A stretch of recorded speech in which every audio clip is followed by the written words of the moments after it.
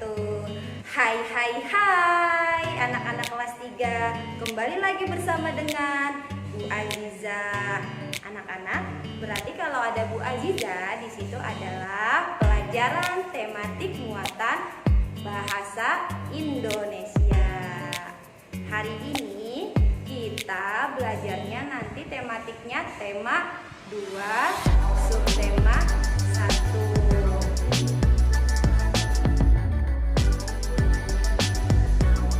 Dan untuk tema 1, kalian jangan dilupakan ya, harus sering diulang-ulang belajarnya.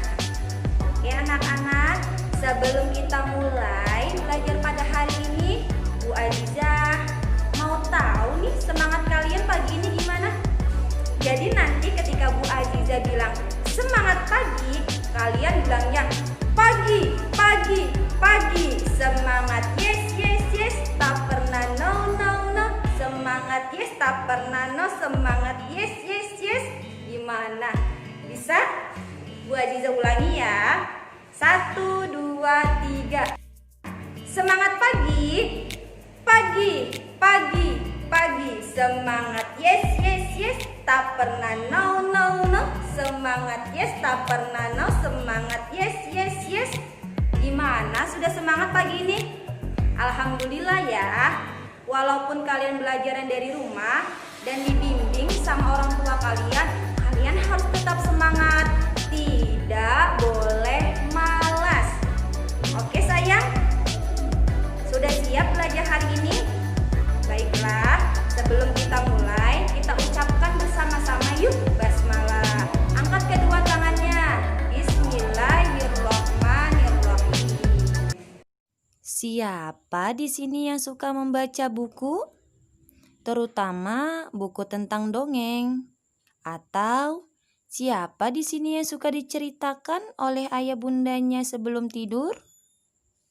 Bu Aziza juga suka loh membaca buku dongeng. Nah, pada hari ini kita akan membahas apa sih itu dongeng? Anak-anak, tujuan pembelajaran ini kalian mampu menguraikan pesan yang terkandung dalam dongeng, baik dalam bentuk lisan maupun tulisan. Dan kalian mampu mempraktikkan pesan moral yang terkandung dalam sebuah cerita dongeng. Apa itu dongeng? Dongeng adalah cerita khayalan yang menceritakan peristiwa yang terjadi pada zaman dahulu sebagai hiburan. Maksud dari cerita khayalan adalah cerita yang tidak benar-benar terjadi tetapi mengandung pesan moral. Anak-anak, dongeng itu juga punya fungsi loh. Yang pertama, dongeng menyampaikan pesan moral. Dan yang kedua, dongeng itu sebagai hiburan. Selanjutnya, struktur dongeng. Jadi, dalam struktur dongeng ini ada 3. Yang pertama, pendahuluan. Yang kedua, isi. Dan yang ketiga, penutup. Pendahuluan adalah kalimat pengantar untuk memulai cerita dongeng. Contoh kalimatnya gini anak-anak. Biasanya dalam sebuah dongeng itu ada kalimat pendahuluan. Pada zaman dahulu kala bla bla bla bla. Atau bisa juga dengan kalimat pada suatu hari yang cerah bla bla bla bla. Selanjutnya isi. Isi adalah kejadian-kejadian yang disusun berdasarkan urutan waktu atau biasa disebut dengan peristiwa intinya ya. Dan selanjutnya adalah penutup. Penutup yaitu kalimat untuk mengakhiri cerita dongeng.